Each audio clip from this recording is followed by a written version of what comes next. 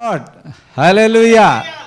మన సంఘం మారలేదు, ప్రిన్సిపల్ మారలేదు, టైటిల్సే మారినాయి, మన ఆరాధన మారలేదు, దేవుని ఆరాధించడం మారలేదు. గుర్తుంచుకోండి.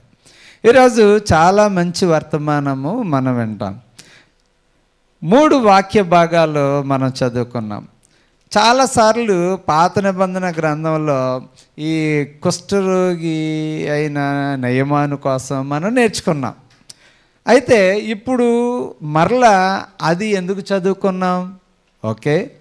రెండవది, యేసుక్రీస్తు ప్రభువారు మత్తయి సువార్తలో చేసిన 8వ అధ్యాయంలో చేసిన అద్భుతాన్ని చాలాసార్లు చెప్పుకున్నాం, చదువుకున్నాం. మరలా ఇప్పుడు ఎందుకు చదువుకున్నాం? ఒకసారి ఈ మధ్యకాలంలో పాండమిక్ అంటారు. పాండమిక్ అంటే ఏంటి? మహమ్మారి. కరోనా మహమ్మారి వలన వీఆర్ ఏంటంటే మెయింటైనింగ్ డిస్టెన్సెస్. మనము దూరముగా ఉండడం అలవాటు చేసుకున్నాం. నా దగ్గరికి వచ్చేసి సార్ అన్నమాట, దూరం. కారణం ఏంటంటే మాస్క్ అన్నా ఉండాలి, దూరం అన్నా ఉండాలి. ఈ మధ్య పిల్లలు ఎవరిని వచ్చి షేక్ హ్యాండ్ అంటే నేను ఇలాగ అంటున్నాను, షేక్ హ్యాండ్ ఇవ్వలేకపోతున్నాను, ఎవరిని దగ్గర తీసుకోలేకపోతున్నాను. బికాజ్ ఆఫ్ వైరస్ అంటే అదొక రోగ సంబంధమైనది. ఇప్పుడు కూడా కొత్త వైరస్లు వస్తున్నాయి, తప్పదు మనం దూరంగా ఉండాలి అని చెప్తూ ఉన్నారు.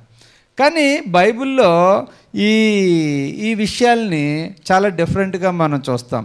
ఇప్పుడున్న పాండమిక్ కోసం కాదు మనం మాట్లాడుకునేది, ఆ కాలం నాటి ఒక రోగం కోసం మనం మాట్లాడుకుంటున్నాం. ఏంటంటే జీసస్ అన్చేంజింగ్ గాడ్. దేవునిలో మార్పు లేదు. ఆ కాలంలో మార్పు లేదు, యేసయ్య కాలంలో మార్పు లేదు, ఈ కాలంలో మార్పు లేదు, రాబోయే కాలంలో మార్పు లేదు. ఈ వాక్య భాగం మనం ఎన్నిసార్లు చదివినా చాలా వింతగా ఉంటుంది. ఒకసారి చూడండి, హెబ్రీలకు రాసిన పత్రిక మీరు చాలాసార్లు చూసుంటారు. దీన్ని నేను అంశ ప్రసంగం కాకుండా ఈరోజు నేను క్లియర్గా ఈ వచ్చిన భాగాలని మీకు ఎక్స్ప్లెయిన్ చేయాలనుకుంటున్నాను. కారణం ఏంటంటే కొన్ని మీకు అర్థం కాకపోవచ్చు. ఉదాహరణకి మనకు ఒక బలిపీఠం ఉన్నది, దాని సంబంధమైన వాటిని తినుటకు గుడారములో సేవ చేయు వారికి అధికారం కలదు అన్నదనుకోండి, ఇది మీకు అర్థం కాదు. మన బలిపీఠం ఏంటి, ఎవరికి అధికారం లేదు, ఇలాగ ఎన్నో ఆలోచనతో మీరు అనుకుంటూ ఉంటారు. కాబట్టి నేను ముందు దీన్ని ఎక్స్ప్లెయిన్ చేయాలని అనుకుంటూ ఉన్నాను. చూడండి, ఇక్కడ రాయబడింది ఏంటంటే యేసుక్రీస్తు నిన్న నేడు ఒకటే రీతిగా ఉన్నాడు, అవును యుగయుగములకు ఒక్కటే రీతిగా ఉండును. దేవునికి స్తోత్రం, హల్లెలూయా. దేవునిలో ఏ విధమైన మార్పు లేదు. లేకపోతే దేవుడు ఈరోజు ఆ రోజు చిన్నగా ఉన్నాడు, ఇప్పుడు పెద్దగా ఉన్నాడు అనడానికి లేదు. దేవుని శక్తి ఇప్పుడు సన్నగిల్లుతుంది అనడానికి లేదు. కంప్యూటర్ కొన్నారనుకోండి, 3 సంవత్సరాల తర్వాత కండెన్సర్స్ పడిపోయి నెమ్మదిగా అవుట్డేట్ అయిపోద్ది. యాక్చువల్గా మైక్రోసాఫ్ట్ ఎప్పుడైతే ఒకదాన్ని విడుదల చేశాడో వెంటనే 3 నెలల ప్యాచ్ అంటాడు, అంటే పర్ఫెక్ట్ది రిలీజ్ చేయడు. అది అయిపోయిన వెంటనే ఇప్పుడు విండోస్ అన్నాడు, తర్వాత విండోస్ 8 అన్నాడు, తర్వాత విండోస్ 10 అన్నాడు, మిలేనియం అన్నాడు, తర్వాత 13, ఇంకా అలా వస్తూనే ఉన్నాయి. There is a change, constant change. వాతావరణంలో కాన్స్టెంట్ చేంజ్, ప్రజల్లో కాన్స్టెంట్ చేంజ్, టెక్నాలజీలో కాన్స్టెంట్ చేంజ్. కానీ దేవునిలో మాత్రం దేర్ ఇస్ నో చేంజ్. ఆయనలో గమనముల ఛాయ అయినను ఏ విధమైన మార్పు లేదట. ఆయన దీవించు దేవుడు, ఆయన ఎప్పుడు దీవిస్తూనే ఉంటాడు. ఆయన దీవెనలో మార్పు లేదు. కానీ పొందుకోవడానికి వచ్చిన మనలోనే మార్పు. వెళ్ళనా వద్దా, పొందుకోవాలా వద్దా, ఏంటి అనే ఇలాంటి ఆలోచనలతో మనం ఉంటాం. ఇక్కడ మనం చదివిన దానిలో ఇక్కడ చూడండి చాలా స్ట్రిక్ట్గా ఉంటుంది. 8వ వచనంలో ఏముంది? యేసుక్రీస్తు నిన్న నేడు ఒకటే రీతిగా ఉన్నాడు, అవును యుగయుగములకు ఒకటే రీతిగా ఉండను. చాలా చక్కగా ఉంది. నానా విధములైన అన్య బోధల చేత త్రిప్పబడకుడి, భోజన పదార్థములను బట్టి కాక కృపను బట్టియే హృదయమును స్థిరపరుచుకొనుట మంచిది. భోజనములను బట్టి ప్రవర్తించిన వానికి ఏమీ కలగదు. ఈ వచనాన్ని చాలా జాగ్రత్తగా మనం అర్థం చేసుకోవాలి. ఏంటంటే నానా విధములైన అన్య బోధలు అంటే అది ఈ రోజుల్లో వచ్చిన బోధలు కాదు. ఒకళ్ళు చప్పట్లు కొట్టమంటారు, ఒకళ్ళు వద్దంటారు. ఒకళ్ళు హల్లెలూయా చెప్పమంటారు, మరొకళ్ళు వద్దంటారు. ఒకళ్ళు ప్రభురాత్రి భోజనం రాత్రే తీసుకోవాలంటారు, ఒకళ్ళు పగలంటారు. ఇలాగ రకరకాల బోధలతో ఏమైపోతుందంటే సమాజం అల్లకల్లోలంగా ఉంది. ఏమో మీకు ఎంతమందికి ఇలాంటి విషయాలు తెలుసో లేదు, కానీ కొంతమంది సాటర్డే మాత్రమే వర్షిప్ చేయాలి. ఎందుకంటే దేవుడు 7వ దినాన్ని పరిశుద్ధపరిచాడు కాబట్టి 7వ దినమే అని, 7th డే అని పెద్ద చర్చ్, అది చాలా పెద్దది. వాళ్ళు వాదనతో వస్తారు. కొంతమంది వస్తారు, ఇది యేసు సంఘము, క్రీస్తు సంఘం మాత్రమే, క్రీస్తు తన స్వరక్తం ఇచ్చి సంపాదించిన సంఘం కాబట్టి ఏ విధమైన ఇతరుల పేర్లు పెట్టకూడదు. సెయింట్ థామస్ అనకూడదు, సెయింట్ జాన్ అనకూడదు, సెయింట్ క్యాథడ్రల్ అనకూడదు, ఏమనకూడదు, క్రీస్తు సంఘమే అనాలి. ఇలాగా ఇంకా ఆ సంఘంలో ఆడవాళ్ళు మాట్లాడకూడదు, దానికి వాళ్ళు ప్రూఫ్స్ చూపిస్తూ ఉంటారు. రానా రకాలైన బోధల చేత మొత్తంగా కలిపి చెరిపేస్తూ క్రైస్తవ్యమే కొన్ని బోధలు చెప్పడం వల్ల చాలా అసహ్యంగా ఉంటా ఉన్నది. కొన్నిసార్లు ఫ్రైయింగ్ అంటూ ఉన్నారు. వాళ్ళు కొంతమంది ఎక్స్టెసీతో బోధింతే అదొక సమస్య, నెమ్మదిగా చెప్తే అదొక సమస్య. ప్రతిదాన్ని ఈ సమస్య ఈ రోజుల్లో భూతద్దంతో చూసి మొత్తం కలగబలగం చేసేస్తూ ఉన్నారు. ఏదైనా ప్రజల్లో ఏం తీసుకొస్తున్నారంటే ఒక స్థిరత్వం లేని విశ్వాసాన్ని తీసుకొస్తున్నారు. స్థిరమైన విశ్వాసం కల్పించాలి.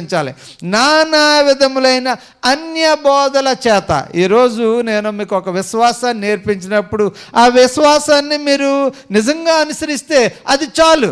ఇంకా ఇతర విశ్వాసాలు, ఇతర బోధకులు అవన్నీ విన్న తర్వాత మొత్తానికి బోర్ కొట్టేసి బాబో విసిగిపోయాం అనుకునేలా మనం ఉండకూడదు. ఇంకా ఏం చెప్తున్నాడు తెలుసా?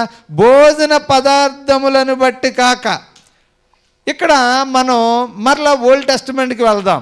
అక్కడ నయమాను తన స్వస్థత పొందుకున్నప్పుడు అది ప్రవక్త దగ్గరికి వచ్చి, ప్రవక్త ఇదిగో నేను పొందుకున్న ఈ స్వస్థత చాలా అద్భుతం, ఇంకా ఏ దేవుడు లేడు, నీ దేవుడే ఉన్నాడు కాబట్టి నేను నీకు వెండి ఇస్తాను, నేను నీకు బంగారం ఇస్తాను, నీకు ప్రతి విధమైనది ఇచ్చేస్తాను, తీసేసుకో, ఇంకా నీ గుడిసె ఇంకా చాలా పెద్దదైపోద్ది, నేను ఇచ్చిన బంగారం అద్భుతం. అక్కడ తను ఏం చేస్తున్నాడంటే కృతజ్ఞత చూపుతలేదు, తన అహంకారాన్ని చూపిస్తామన్నాడు. అయితే తన దగ్గరే ఉన్నాడు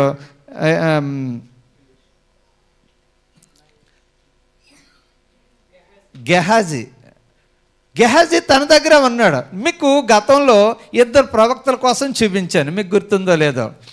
ఎవరా ప్రవక్తలు అంటే ఆ రోజుల్లోనట ప్రవక్తల స్కూల్ ఉన్నదట. ఈ ప్రవక్తల స్కూల్లో అందరూ చదివారు. అందులో ఒక ప్రవక్త, అది కూడా 2వ రాజుల 4వ అధ్యాయంలో ఉంటుంది. ఆ ప్రవక్తకి ఏంటంటే పిల్లలు ఉన్నారు, భార్య, కొన్ని అప్పుల్లో ఉన్నాడు. అనుకోకుండా అతను చనిపోయాడు. అప్పుడు ఏం జరుగుతుందో తెలుసా? ప్రవక్త అయిన భార్య వచ్చి ఒకసారి చూడండి, మీకు నేను అలా చెప్పుకుంటూ వెళ్ళిపోతే కథలా ఉంటుంది. ఇక్కడ చూసి మీకు క్లియర్గా చెప్పామనుకోండి తప్పకుండా మీ మనసులోనే ఆడుతుంది. 2వ రాజులు 4వ అధ్యాయము.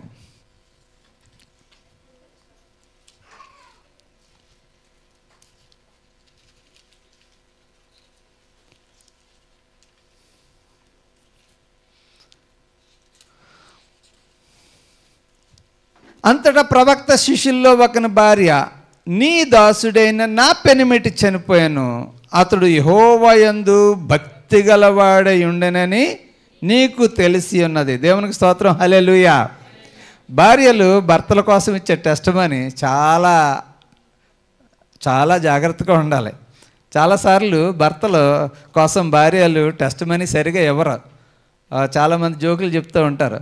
పెళ్ళైన కొత్తలో ఏడమ్మా ఆడేడి అన్నాడంట, మా ఆయన నాడంటావంటే అప్పని కొట్టిందంట. దెబ్బ కళ్ళుపోయి ఇంకెప్పుడు భార్య దగ్గర భర్తని చులకం చేయకూడదు అనుకుని తర్వాత ఏదో పని మీద వచ్చి ఎవరిని మీ వారున్నారా అని అడిగాడంట. ఏమో ఆడు ఎక్కడ చచ్చాడో పోయి చూసుకో అన్నదంట. చాలాసార్లు ప్రజలు అలా ఉంటూ ఉంటారు. నా పెనిమిటి నీకు తెలుసు, అతను ఎవరు చెప్పండి? భక్తిగల దైవజనుడు. ఇతను భక్తి కలిగిన వాడంటే ఏ విధమైన లంచాలకే అప్పుడు అలవాటు పడలేదు.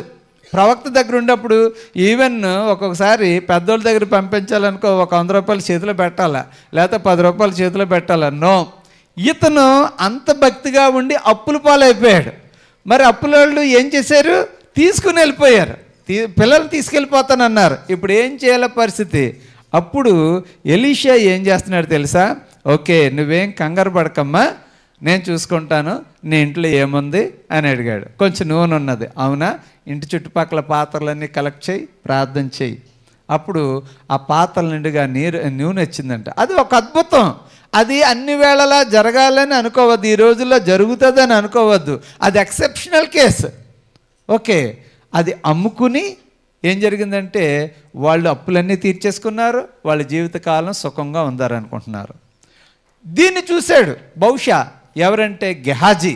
అరే, నా ఫ్యామిలీ ఇలాగ ఉండకూడదు, నా పిల్లల్ని అప్పులోళ్ళు తీసుకెళ్ళిపోకూడదు, నా పిల్లలకి చూడు ఆ ప్రవక్త ఇన్సూరెన్స్ లేదు, మెడికల్ క్లెయిమ్ లేదు, మెడికల్ ఇన్సూరెన్స్ లేదు, ఎల్ఐసి పాలసీలు లేవు, ఏమీ లేవు. ఈ రోజున ఎవరైనా ఎల్ఐసి ఏజెంట్ వచ్చారనుకో, మీరు సడన్గా చనిపోతే 10 లక్షలు వస్తుందండి, మీరు సడన్గా చచ్చిపోతే 1 కోటి రూపాయలు వస్తుందండి, మీ పిల్లలు దీవించబడతారండి, బాగుంటుంది, ఈ పాలసీ చేయండి అంటామన్నారు.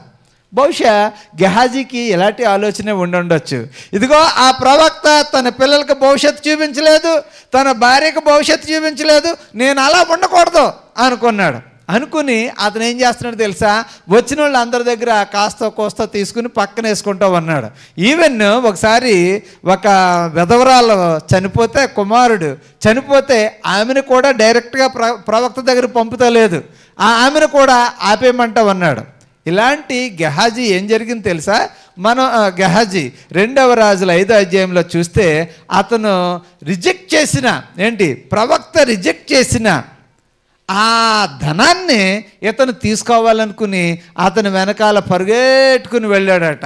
ఎవరో వస్తున్నారు, ఏంటి అతను ఆయాసంతో వస్తున్నాడు. ఆగి, ఏమైంది, అందరూ బాగున్నారా, క్షేమంగా ఉన్నారా, ఏమన్నా తేడా జరిగిందంటే అందరూ బాగున్నారు, మా ఇంటికి, మా ప్రవక్త ఇంటికి అర్జెంటుగా చుట్టాలు వచ్చారు, వాళ్ళకి కొంచెం నీ బట్టలు బంగారం అవసరమైందంటే, కొంచెం ఏంటి, నువ్వు డబల్ పట్టుకెళ్ళు అని బస్తాల చేత మోయించి గుమ్మం వరకు పంపించాడు.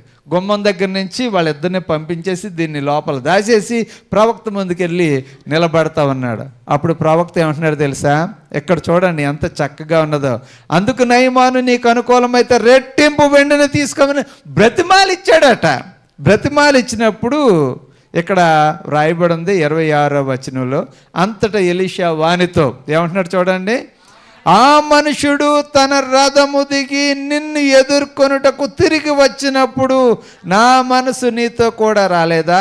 ద్రవ్యమును, వస్త్రములను, ఒలీవ చెట్ల తోటలను, ద్రాక్ష తోటలను, గొర్రెలను, ఎడ్లను, దాసీలను సంపాదించుకొనుటకు ఇది సమయమా? నీకు మెడికల్ ఇన్సూరెన్స్ అవసరమైందా? మీ ఫ్యామిలీకి డబ్బు దాయాలా?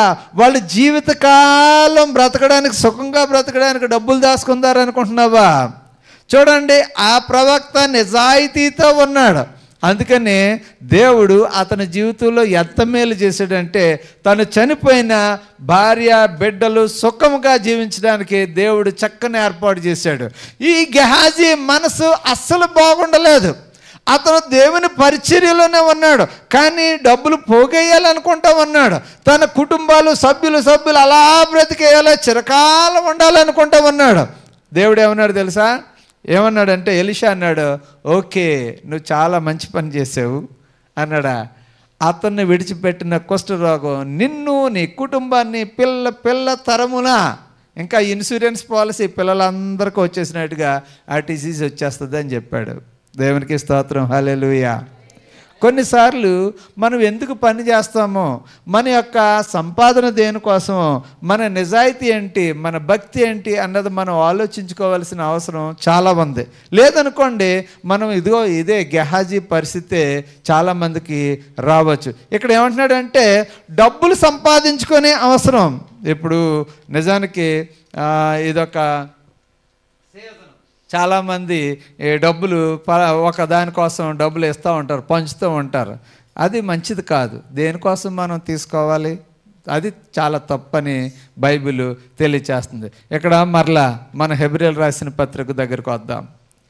భోజన పదార్థములను బట్టి కాక కృపను బట్టి ఏ హృదయమును సిద్ధపరచుకొనుట మంచిది. మంచి పార్టీ ఇస్తే వాళ్ళ తరపున మాట్లాడకూడదు, మంచి భోజనం పెడితే ఆ దేవుడి తరపున, మంచి చాలా పడితే అది కాదు. నీ కృపను బట్టి, దేవుడు నీ జీవితంలో చేసిన కృపను బట్టి మాత్రమే ఆయనను మనం ఆరాధన చేయడానికి మన హృదయాన్ని సిద్ధం చేసుకోవాలి. ఎప్పుడు మన హృదయం ఏంటంటే అటు ఇటు పోదరని అనుకుంటూ ఉంటుంది. కానీ మనం చాలా జాగ్రత్తగా హృదయమును స్థిరపరచుకొనుట చాలా అవసరం. నిజానికి చాలామంది అది మొన్న వ్యాలంటైన్స్ డే జరిగింది కదా, చాలామంది విడిపోయారంట. ఎందుకంటే వాళ్ళు అందమైన వాళ్ళు చూసినప్పుడల్లా వాళ్ళ హృదయం చలిస్తూ ఉంటుందన్నమాట. నేను చదువుతూ ఉంటే కొన్ని స్టోరీస్ చదువుతూ ఉంటే చాలా విచారం అనిపిస్తూ ఉంటుంది. నిజానికి ఎక్కడ మనిషిలో విచారం కలిగించేది ఏంటంటే హృదయమే. అందుకని ఇర్మియా గ్రంథంలో అంటాడు, హృదయము అన్నిటికంటే మోసకరమైనది, అది ఘోరమైన వ్యాధి కలిగినది, దాన్ని గ్రహింపగలిగిన వాడు ఎవరో. ఎందుకు? ఒకవేళ భోజన పదార్థం అంటే ఉద్యోగాలు కావచ్చు, భోజన పదార్థాలు అంటే ఏ విధమైన లాభం కావచ్చు, వాటిని బట్టి నువ్వు తిరిగిపోవద్దు. కృపను బట్టే నీ హృదయమును స్థిరముగా ఉంచుకో. మరొకటి చెప్తున్నాడు, భోజనములను బట్టి ప్రవర్తించిన వానికి ఏమీ ప్రయోజనము లేదు. భోజనాన్ని బట్టి అంటే ఇంకా ఉద్యోగం కోసం నేను ఈ దేవుణ్ణి విడిచిపెడుతున్నాను, పలానా పని కోసం నేను ఆ పని చేస్తున్నాను, ఏ పని చేస్తున్నాను అనుకుంటూ ఉంటే ఏం ప్రయోజనం ఉండదు. నిజానికి దేవుని కోసం మనం నిలబడాలి, స్థిరంగా నిలబడాలని దేవుడు తెలియచేస్తూ ఉన్నాడు. మనం ఇంకా డీటెయిల్గా తర్వాత ఎప్పుడైనా చెప్పుకుందాం. 10వ వచనం, మనకొక బలిపీఠం ఉన్నది, దాని సంబంధమైన వాటిని తినుటకు గుడారములో సేవ చేయు వారికి ఏంట్లే చెప్పండి, అధికారము లేదు. అంటే ఏంటంటే మనకొక బలిపీఠము. చూడండి, ఆ రోజుల్లో మోషే పెట్టిన ఆ బలిపీఠము విధానం వేరు, ఆ గుడారము పరిచర్య వేరు. ఈ బలిపీఠము క్రీస్తు ప్రభువారు మనకిచ్చిన గొప్ప బలిపీఠము. దీనిలో తినే ప్రభురాత్రి భోజనము లేకపోతే ఆయన రక్తము ఇంకా తినడానికట్ట తీసుకోవడానికి వాళ్ళు అర్హులు కాదు. ఎవరు అర్హులు అంటే మనమే అర్హులు. ఎవరైతే క్రీస్తునందు విశ్వాసం ఉంచి బాప్తిసం తీసుకుని ఎవరైతే ప్రభుతో ఉన్నారో వారే అర్హులు. వారికి ఈ అర్హత లేదు. అది నిజంగా మనం ధన్యులమే, మనం మాత్రమే ధన్యులం. దానికి కారణం ఏంటంటే అదే అంటున్నాడు, గుడారములో సేవ చేసే వాళ్ళకి అక్కడ తినే అధికారం ఉంది. కారణం ఏంటి? అక్కడ తీసుకొచ్చిన మాంసం తినొచ్చు, అక్కడ తీసుకొచ్చిన ఏదైనా తినొచ్చు, కానీ అది గుడారం వారికే. కానీ ఈ ప్రభురాత్రి భోజనం చూశారు, దీన్ని తినే అధికారం వారికి లేదట, మనకే ఉందని దేవుడు మనకి ఆ చక్కని అవకాశాన్ని ఇస్తూ ఉన్నాడు. దానికి కారణం ఏంటంటే యేసు ప్రభుని ఎంతమంది అయితే సొంత రక్షకునిగా అంగీకరించారో, ఆయన యందు విశ్వాసం ఉంచుతున్నారో, ఆయన నా పాపముల కోసం మరణించాడు, ఆయన నా కోసం ఆయన దివి నుంచి భూమికి దిగి వచ్చాడు, ఆయన 33.5 సంవత్సరాలు సేవ చేసి ఆయన ప్రజల యొక్క పాపాల నిమిత్తం మరణించి ఆయన చనిపోయాడు, ఆయన మరణించి సమాధి చేయబడి 3వ దినాన తిరిగి లేచాడు, ఆయన తిరిగి నా కోసం రానై ఉన్నాడు అని ఎంతమంది అయితే విశ్వాసం ఉంచుతారో వారందరికీ కూడా ఈ గుడార సంబంధమైన వాటివి తినే అధికారం ఉంది. ఇంకా వ్రాయబడి ఉంది ఏంటంటే, వేటి రక్తము పాప పరిహారార్థముగా పరిశుద్ధ స్థలములోనికి ప్రధాన యాజకుని చేత తేబడను, ఆ జంతువుల కళేబరములు శిబిరము వెలుపట దహింపబడును. శిబిరము వెలుపట అంటే ఊరు అవతల. కావున యేసు కూడా తన స్వరక్తము చేత ప్రజలను పరిశుద్ధపరచుటకై గవిని వెలుపట శ్రమ పొందను. దేవునికి స్తోత్రం, హల్లెలూయా. యేసు క్రీస్తు ప్రభు వారిని ఊరిలో సిలువ వేయలేదు, ఆయన గొల్గొతా పర్వతం దగ్గరికి ఆయన నడిపించుకుంటూ తీసుకువెళ్ళి ఆ ఊరి వెలుపట ఆయన్ని సిలువ వేశారు. అది కూడా చాలా క్లియర్గా ఉంది. తన స్వరక్తము చేత ప్రజలను పరిశుద్ధపరచుటకై. దేవునికి స్తోత్రం, హల్లెలూయా. అంటే ప్రతి మతంలోనూ కూడా రక్తం చేతే ఒక పరిశుద్ధత కలుగుతుందని వ్రాయబడి ఉంది. ఇది కేవలము క్రైస్తవ్యంలోనే కాదు, యోధా మతంలో ఉంది, భారతదేశ మతాలన్నిటిలోనూ కూడా రక్తం ద్వారానే ఒకలాంటి విమోచన, రక్షణ అని ఉన్నది. అయితే అది పరిశుద్ధత కలిగిన రక్తమై ఉండాలి. అది యేసుక్రీస్తు ప్రభువులోనే ఆ పరిశుద్ధత కనిపిస్తుంది. కాబట్టి ఆయన పరిశుద్ధ రక్తం చేత శిబిరము వెలుపట శ్రమ పొందాడు. ఈ వచన భాగాలు మీకు అర్థం కావాలని ఒక్కొక్క వచనం ఇలా చెప్పడం జరుగుతుంది. కాబట్టి మనం ఆయన నిందను భరించుచు శిబిరము వెలుపటికి ఆయన యొద్దకు వెళ్ళుదాము. దేవునికి స్తోత్రం, హల్లెలూయా. మనం ప్రభువుని నమ్ముకున్నందుకు గాను మనల్ని కూడా ప్రజలు నిందిస్తారు. అప్పుడు తప్పకుండా ఊరు బయటికి వెళ్ళాల్సిందే. ఎక్కడికి వెళ్ళాలా? అంతే కదా. నువ్వు మా కుటుంబంలో చెడబుట్టావు. ఒకసారి సాధు సుందర్ సింగ్ గారట నమ్ముకున్నప్పుడు అతన్ని ఎన్ని రకాలుగా ఆఖరికి విషం పెట్టి చంపేయాలనుకున్నారట. ఈ రోజుల్లోనూ కూడా చాలామంది ఉన్నతమైన కులాల నుంచి లేకపోతే కమ్యూనిటీ నుంచి వచ్చినప్పుడు వారు కూడా ఇలాంటి అనేకమైన నిందలు భరిస్తూనే ఉన్నారు. ఇక్కడ ఏమంటున్నాడు తెలుసా? కాబట్టి మనం ఆయన నిందను భరించుచు శిబిరము వెలుపలకి ఆయన యొద్దకు వెళ్ళుదాము. కారణం ఏంటంటే నిలువరమైన పట్టణము మనకిక్కడ లేదు కానీ ఉండబోవు దాని కోసము ఎదురు చూచుచున్నాము. దేవునికి స్తోత్రం, హల్లెలూయా. మనం అనుకుంటున్నామేమో మాధవపట్నం పర్మనెంట్ మనకు సొంత ఇల్లు ఉన్నది, లేకపోతే కాకినాడ మనకు పర్మనెంట్ భూములు ఉన్నాయి, ఇలాగ మనం అనుకుంటున్నాం. నిలువరమైన పట్టణము దేవుని నమ్ముకున్న బిడ్డలకు ఇది కాదు, రాబోయే పట్టణం కోసం ఎదురు చూస్తూ ఉన్నాం. ఇర్మియా గ్రంథంలోని వ్రాయబడి ఉంటుంది 27వ అధ్యాయంలో, మీరు తోటలు నాటి ఫలము అనుభవించండి, మీరు బిడ్డలను కని వారికి పెళ్ళిళ్ళు చేయండి, మీ కుమార్తెలకు పురుషులను సంపాదించండి, కుమారులకు స్త్రీలను సంపాదించండి, మీరు సంతోషంగా ఉండండి. ఎందుకంటే ఆ మాట ఎందుకంటే అంటున్నాడు, అందరూ కూడా బానిసలుగా ఒక బానిస పట్టణంలో ఉన్నారు, బబులోను దేశంలో ఉన్నారు. వాళ్ళకి ఏ విధమైన గురి గోలు లేదు. మేము ఏం చేయాలో, ఎక్కడ ఉండాలో, మంది ఇది కాదు ప్లేస్, మందంతా యెరూషలేము వెళ్ళిపోవాలి అనుకుంటా ఉన్నారు. అప్పుడు ప్రవక్త అంటున్నాడు, వెళ్ళినప్పుడు వెళ్ళుదురు కానీ మీరు మాత్రం ఇక్కడ తోటలు నాటుకోండి, మీరు హ్యాపీగా ఉండండి, అది దేవుడు కోరుకుంటా ఉన్నాడు. ప్రియమైన వారలారా, ఈ లోకంలో జీవించినంత వరకు మనం తప్పకుండా ఈ మంచి ఇల్లులు మనకు ఉండాలి, మంచి భోజనం మనకు ఉండాలి, మంచి సదుపాయాలు మనకు ఉండాలి. కాబట్టి నిలువరమైన పట్టణం మనకి ఇక్కడ లేదని మనం ఏ విధమైన ఇల్లు లేకుండా జీవించమని కాదు, లేకపోతే ఈ నొమాడ్స్ లాగా స్థలం విడిచి స్థలం ఉండమని చెప్పడం లేదు. మనం విశ్వాసంతో ప్రభు యొక్క రాకడకు కనిపెట్టమని ప్రభువారు చెప్తూ ఉన్నారు. కొన్నిసార్లు ఇలాంటివన్నీ మనము ఎక్కువ ఆశ కలిగి ఉండి దేవుని నిర్లక్ష్యం చేస్తామేమో అని చెప్తూ ఉన్నాడు.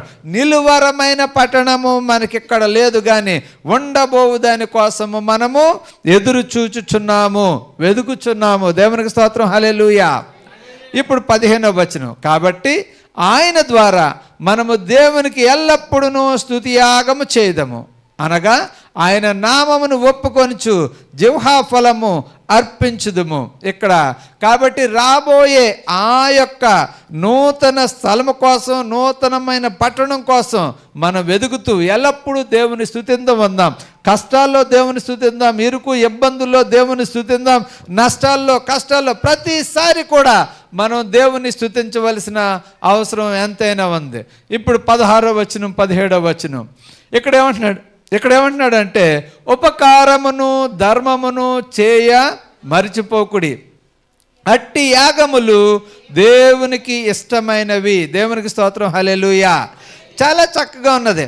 ఉపకారము, ధర్మము, ఈ రెండు వచనాలు కూడా చాలా చాలా ఇంపార్టెంట్.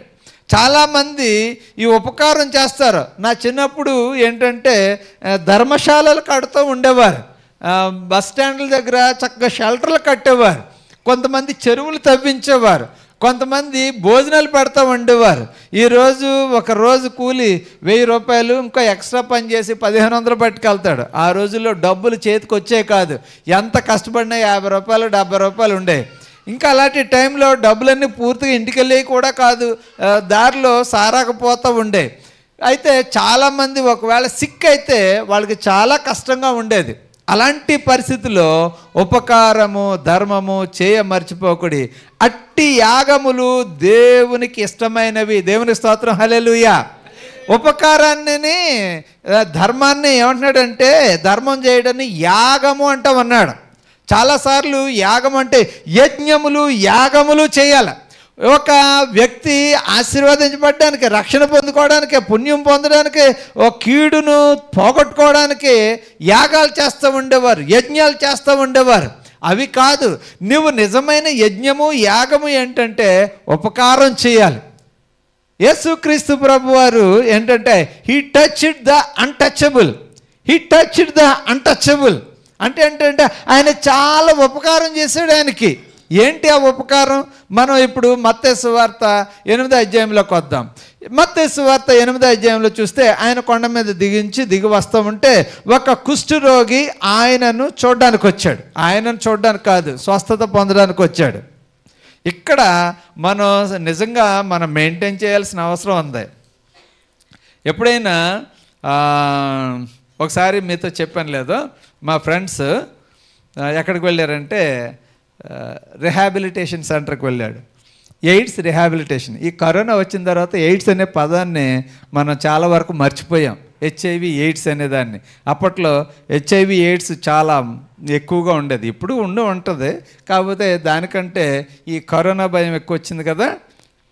నా ఫ్రెండ్స్ రిహాబిలిటేషన్కి వెళ్ళారు, ఒక గుంపు వారు. ఎలా ఉంది ఏంటని వాళ్ళు ఏం చేశారు, చక్కగా మంచి టీ పెట్టి వచ్చారు కదా కాబట్టి అతిథి సత్కారం చేశారు. అతిథి సత్కారం చేస్తే ఇప్పుడు మీరు అక్కడికి వెళ్ళారనుకో, వాళ్ళ పేషెంట్ అనుకోండి, హెచ్ఐవి అనుకోండి, మీరు టీ పెడితే తాగుతారా? ఏమో మీరు తాగుతారో తాగరో. వీళ్ళు తాగారు, వెంటనే పక్కెళ్ళిపోయి వామిటింగ్ చేసేసుకున్నారు. కారణం ఏంటంటే ఇచ్చిన వాళ్ళ ఆరోగ్య పరిస్థితి ఏమో ఎలా ఉంటుందో, ఆ పాత్రలోంచి వస్తుందో చేతుల్లోంచి వస్తుందో ఏమో, ఇందులోంచి రాకపోవచ్చు. కానీ ఆ తీసుకున్న ఇచ్చిన వాళ్ళ యొక్క స్థితిని బట్టి కొంతమంది వామిటింగ్ చేసేసుకుని వచ్చి, బ్రదర్ ఇలాగయింది, పర్వాలేదా, వామిటింగ్ చేసేసుకున్నాను, దేవుడు క్షమింతాడా అంటూ ఉన్నాడు. అంటే దేవుడు క్షమింతాడు, కాకపోతే వీ హ్యావ్ టు యాక్సెప్ట్. మనం ఎంతవరకు యాక్సెప్ట్ చేస్తాం? ఇప్పుడు కుష్ఠరోగులు ఉన్నారు, వాళ్ళ ఇంట్లో టీ కాసిస్తే ఎవరన్నా తాగుతారా? అంటే నేను నా బాల్యంలో మా పాస్టర్ గారు ఈజ్ ఏ లెపర్సీ మ్యాన్, ఆయనకి కుష్ఠరోగి, కట్లు కట్టుకోవడానికి నేనే సాయం చేసేవాడిని. ఈ దూదేసి కట్టుకునేటప్పుడు ఆయన చేసి ప్రార్థన చేసేవాడు. అమ్మగారు నాన్నగారు అనేవారు, కొంచెం దూరంగా ఉండి నోవహ అనేవారు. కానీ కుర్రాళ్ళు ఏం పట్టించుకోం కదా, ఎదిగే కొద్దీ తెలుస్తూ ఉంటుంది. కొన్నిసార్లు ఏమైంది, వాళ్ళకి పాపం వాళ్ళకి ఒక్క పాప పుట్టింది కుష్ఠరోగం లేనప్పుడు. తర్వాత ఆ పాప కూడా వచ్చేసింది. తర్వాత జనాంగంలో 3 జనరేషన్కి వచ్చేసింది.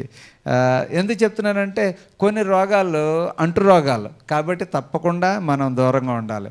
అయితే ఇక్కడ టచింగ్ ద అన్టచబుల్, అతను దానిలోంచి బయటకు రాలేడు, అతను బలహీనుడు, ఒక రోగంతో బాధపడతా ఉన్నాడు. ఈ రోజుల్లో కుష్ఠరోగానికంటే భయంకరమైన రోగాలు ఉన్నాయి, వాటి నుంచి ప్రజలు బయటికి రాలేకపోతూ ఉన్నారు. నాకు తెలుసు ఒక వ్యక్తి చాలా బాగా చదువుతున్నాడు, మంచి ర్యాంక్ వచ్చేసింది. అతనికి ఒక మంచి రికమెండేషన్ లెటర్ ఇచ్చి అమెరికన్ యూనివర్సిటీ పంపడానికి సిద్ధం చేశారు. అప్పుడు ఏమైంది తెలుసా, ఇతను వెళ్ళడం కొంతమందికి ఇష్టం లేకపోయింది. నెమ్మదిగా, ఓ నీకు అమెరికా వచ్చిందా, పార్టీ చేసుకుందామని నెమ్మదిగా తీసుకువెళ్ళి అతనికి తెలియకుండానే, ఈ రోజుల్లో ఈ కొన్ని ట్యాబ్లెట్స్ లాంటివి ఉన్నాయి మత్తు ఇచ్చేది, అది రంగు మారదు.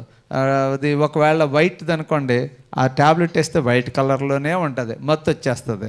హెరాయిన్, గంజా రకరకాలుగా ఉన్నాయి. మంది ఈ విలేజ్ కాబట్టి పర్వాలేదు, కొంత అవేర్నెస్ తక్కువ. కానీ కాస్మోపాలిటన్ సిటీస్లో ఇంకా కొన్ని ప్రాంతాల్లోకి స్ప్రెడ్ అవుతుందంట. ఆ ట్యాబ్లెట్ వేసినప్పటికీ నెమ్మదిగా తాగిన తర్వాత ఎంతో ఆనందం కలిగింది. మళ్ళీ ఆ డ్రింక్ తాగుదాం. నెమ్మదిగా అతను ఏం చేశాడంటే ఇంకా అమెరికన్ విజిటింగ్ మర్చిపోయి పక్కా డ్రంకార్డ్ అయిపోయాడు. కొన్నిసార్లు మనుషులు ఏం చేస్తారో తెలుసా, ఇలాంటి వాటికి బలహీనతకు అలవాటు చేస్తూ ఉంటారు. చూడండి, కుష్ఠరోగం కంటే దారుణమైన రోగాలు చాలా ఉన్నాయి.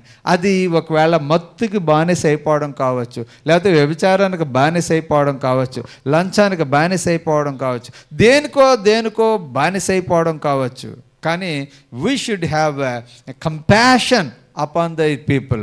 అలాంటి ప్రజల మీద మనకేముండాలంటే కంపాషన్ ఉండాలి, కనికరం ఉండాలి, వాళ్ళని సరైన మార్గంలో నడిపించడానికి.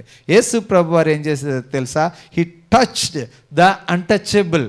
అసలు అంటుకోవడానికి కూడా యోగ్యుడు కానీ ఆ వ్యక్తిని ఆయన ముట్టుకుని ఆయనకి స్వస్థత తీసుకొచ్చాడు. నిజంగా చెప్పాల్సి వస్తే మరి భారతదేశానికి క్రైస్తవం రాకముందు అనేక మంది అన్టచబుల్స్, అసలు పక్కన కూర్చుని ఒక టీ తాగడానికి అర్హత లేనివారు, లేదంటే టై బెల్ట్ వేసుకుని షర్ట్ వేసుకుని వీధుల్లో తిరగలేని పరిస్థితి చాలా దారుణంగా ఉండేది. ఒకసారి క్లవ్పేట అని ఉన్నది, ఒంగోలు అనుకుంటాను, క్లవ్పేట. అక్కడ ఇది ఒకసారి కాలువ తవ్వుతూ ఉన్నప్పుడు బెజవాడ అలాగా ఒక పెద్ద కాలువ తవ్వుతూ ఉన్నప్పుడు కరువు ఆ ప్రాంతంలో వచ్చింది. అప్పుడు క్రిస్టియన్ మిషనరీస్ వచ్చినప్పుడు వాళ్ళు ద్వారా చేస్తూ ఉన్నారు. వాళ్ళు ఏం చేశారు తెలుసా, వాళ్ళు తినడానికి సరైన తిండి లేదు, వేసుకోవడానికి సరైన బట్టలేదు. అప్పుడు ఆ దొరగారు తన పక్కన కూర్చోపెట్టుకుని వాళ్ళకి భోజనం పెట్టడం, లేకపోతే భోజనానికి పాల పిండి ఇవ్వడం, ఇలా తాగడానికి ఇవన్నీ ఇస్తూ ఉంటే ఆ ఊరి ప్రాంతం వాళ్ళందరూ వచ్చేసి మేము మీ ప్రభువు నమ్ముకోవాలనుకుంటున్నాము, మా వీధికి మీ పేరు పెట్టాలనుకుంటున్నాము. ఇలాగా ఒకసారి history of Christianity in India అనేది పుస్తకం చదివితే అందులో ఉన్నది మాస్ కన్వర్షన్స్ జరిగిపోయినాయి. దానికి కారణం ఏంటి తెలుసా, కారణం ఏంటంటే ఒక అన్టచబుల్ గ్రూప్స్ వాళ్ళు మీరు పరిశుద్ధులు కాదు, మిమ్మల్ని మీరు టచ్ చేయడానికి యోగ్యులు కాదు అని చెప్పేసి వెలివేసినంత దూరం పెట్టేస్తే, ఊరు వైపు పెట్టేస్తే, క్రీస్తు ప్రేమతో వారందరిని హత్తుకోవడంతో ఒక్కొక్కరు దేవునిలోనికి రావడం మొదలుపెట్టారు. అక్కడ గొప్ప అద్భుతం జరిగింది. ప్రేమైన స్నేహితులారా, ఇప్పటికీ కూడా చెన్నైలో, లేకపోతే కేరళలో ఇలాగా అనేక ప్రాంతాల్లో ఏం జరిగింది తెలుసా, బీచ్ దగ్గర ఒక పల్లెవారిని ఇలాగా అనేక ప్రాంతాల్లో వారందరూ కూడా ప్రభువు దగ్గరికి వేల కొలది వచ్చేస్తూ ఉండేవారు. Touching the untouchables. ఏం జరిగిందంటే వారి యొక్క మనసుని తాకింది.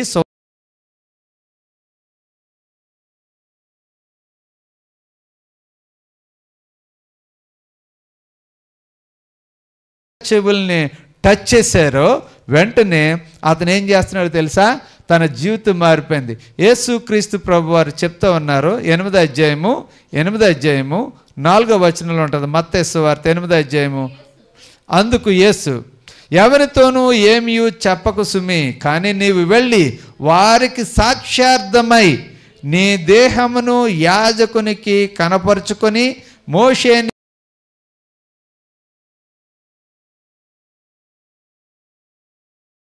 సాక్ష్యం చాలా అవసరం. ఏంటి అవసరం? సాక్ష్యం అవసరం. నువ్వు రక్షించబడ్డావా? సాక్ష్యం చెప్పు. You are alienated.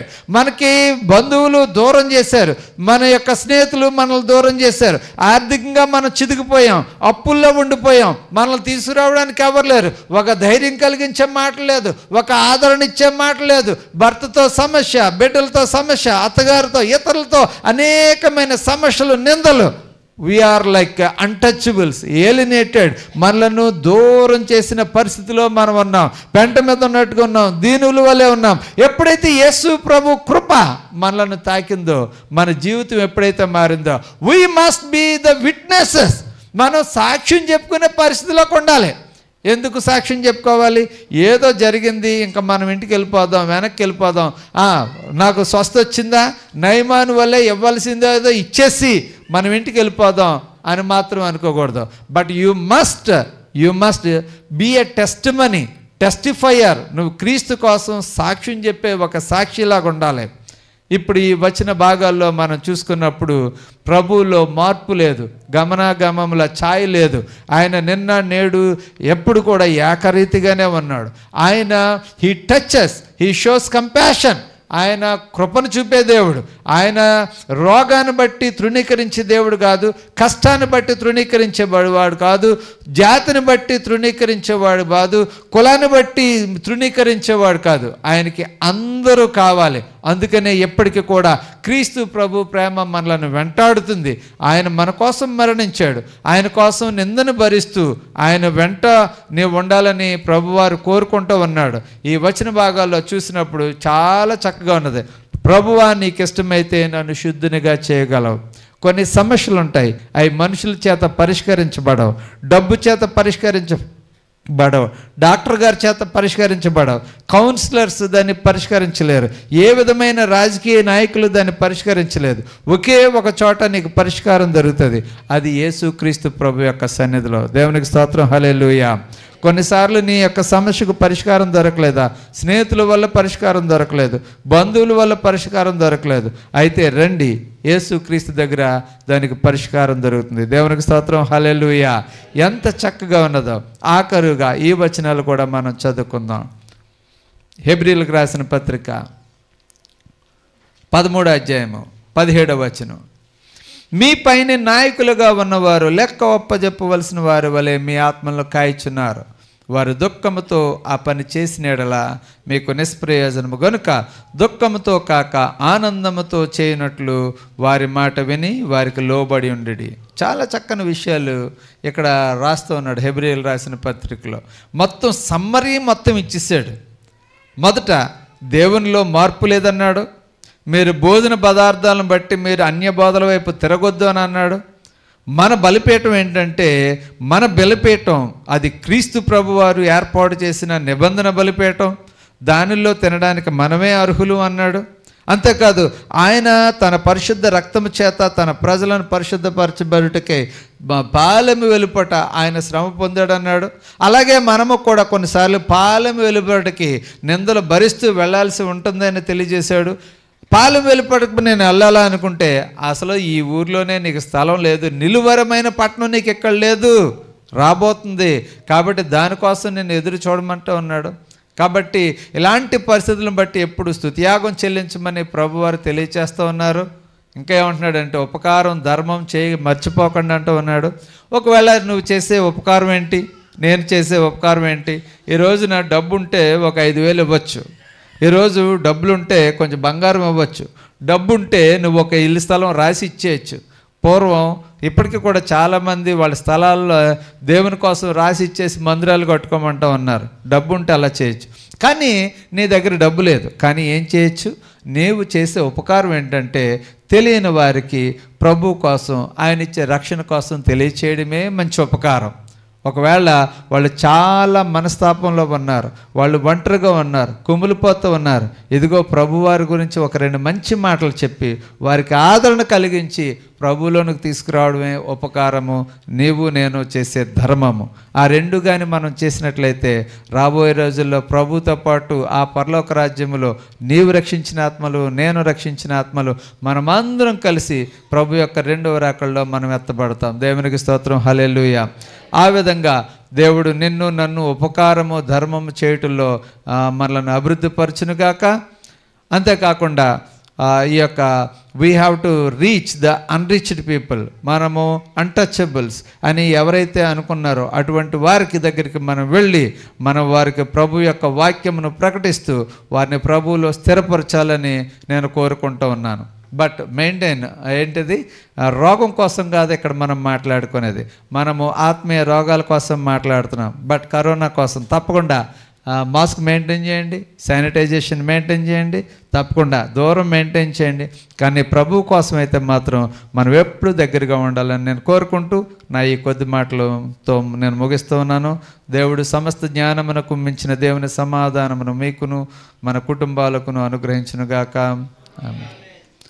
సమయంలో చిన్న ప్రార్థన చేసుకుందాం. చిన్న ప్రార్థన.